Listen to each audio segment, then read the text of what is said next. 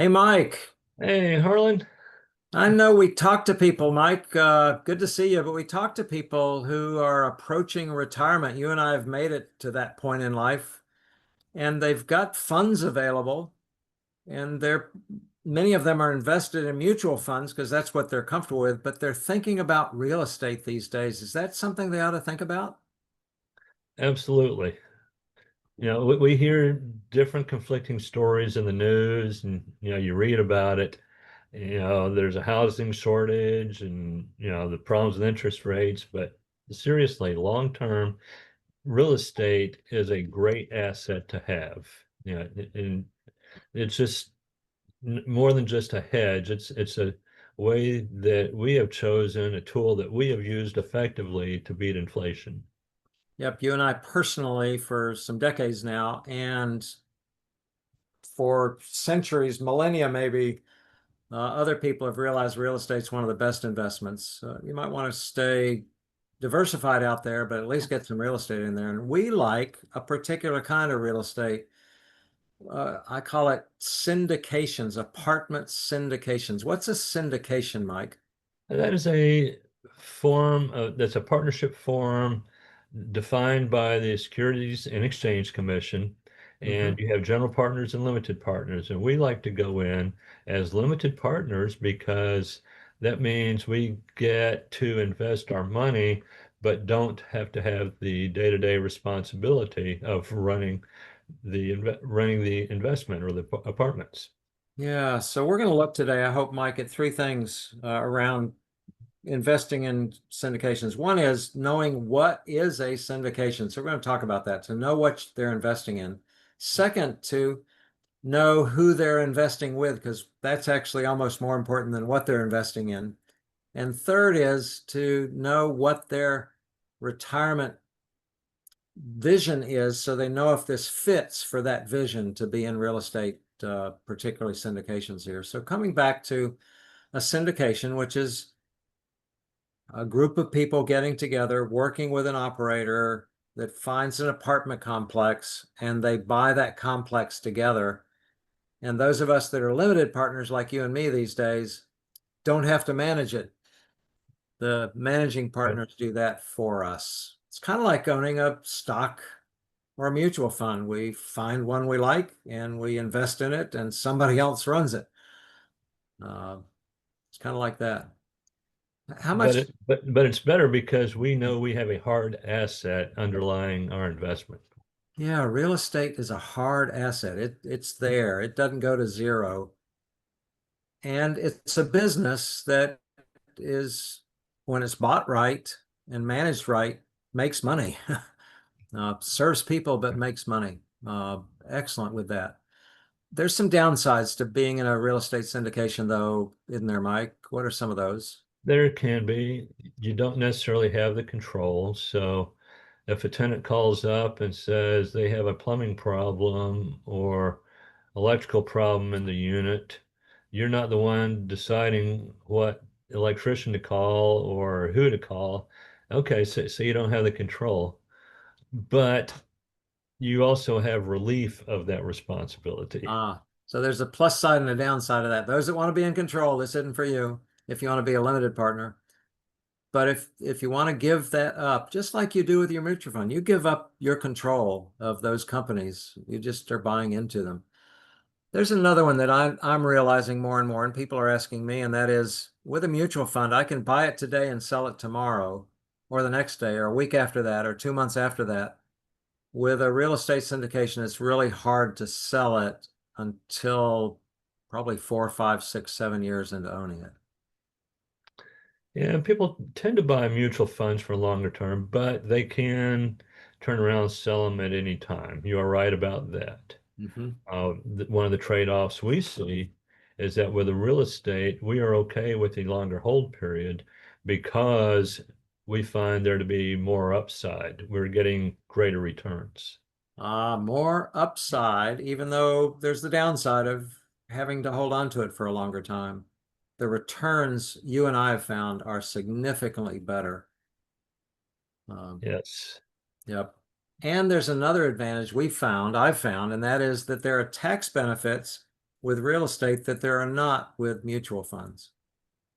Right. There's a couple things like depreciation. And with commercial property, we can get uh, like sometimes a bonus depreciation, sometimes accelerated depreciation, but we can do a cost segregation analysis to figure out how much more depreciation we can take. And that may more than offset some of the income that we receive. So we are getting a greater tax advantage, and you may not have to pay taxes on some of that income during the hold period, during that 5 years. Yeah. So know what you're investing in. Apartment complexes, serving people with housing that they need. As a limited partner, not having the responsibilities of managing the thing every day. Uh, so there, know what you're investing in, and then there will be a stack of paper like this when you get into a syndication because the Security and Exchange Commission really sets some standards for this. Know who you're investing with, Mike. That's really important too, isn't it? Absolutely. Just as with investing in single family houses, there are some people that we just chose not to do business with. With commercial properties, this can be a little more challenging for people to figure out. So one of the things we look at is a detailed list of their track record. What syndications have they done in the past? And what partnerships? What were their projected returns? What were their actual returns? How did their investors fare during that time? Yeah, we did a video blog a few weeks ago on 5 questions to ask the operator to, and those are some of the ones you just noted there. Getting to know the operator is critical for a investment in a syndication that you can sleep with at night. And that's something you and I really concentrate on. We get to know some of the best operators in the country. We learn about their track record, their team, their how they deal with surprises that they've had, how they deal with market pressures on them. And we choose to invest with the best of the best who just are proven excellent as operators. And That's we'd right. recommend And anybody else out there doing the same. right. Yep, some syndicators just can't deliver, and others deliver consistently, and we want to be investing with them. That's right. The ones that have proven themselves over and over again. They have an extensive track record, good times and bad times, multiple market cycles. Yep. So we're telling you today, don't invest in syndications until you have know these 3 things. The first is what you're investing in, a syndication. 2, who you're investing with, and 3, to know if the syndication really fits your retirement plans, your dreams for your retirement. What do we mean by that, Mike? Well, as we approach retirement, and for some people, it's just achieving financial freedom before normal retirement age, but you are wanting to convert that portfolio you have developed over the years into income. You want to be able to live the lifestyle you've been dreaming of for all these years, and now you're going to be tapping into it and spending. So, for example, if you might want to say, hey, I want to spend, 5% of the portfolio, or that might be my budget, 5% of the portfolio every year. So if the portfolio grows 10%, then I can take 5% and use that for spending.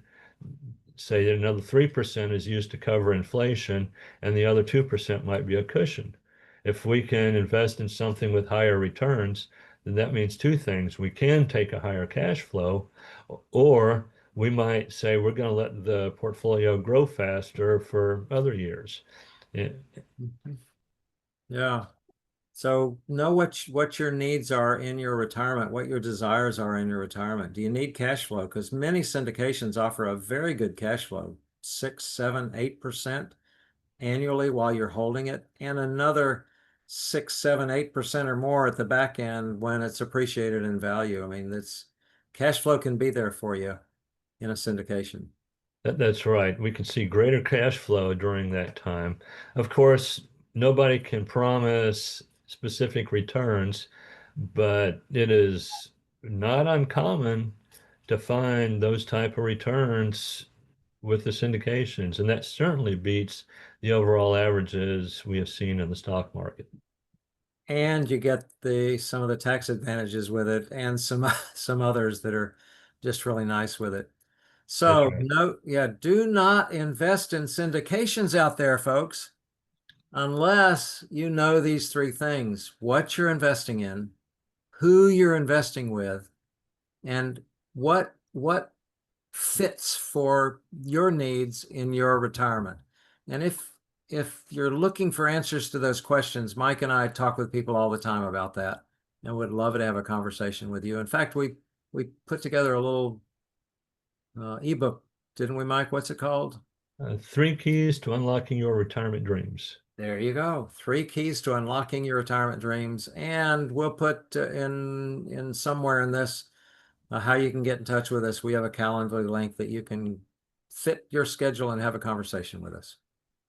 Mike, I hope this has been Yep. helpful to others out there. I mean, that's what we're about, is helping others, isn't it? Absolutely. So we All look right. forward to hearing from you. Very good. Bye-bye See you. now. Right.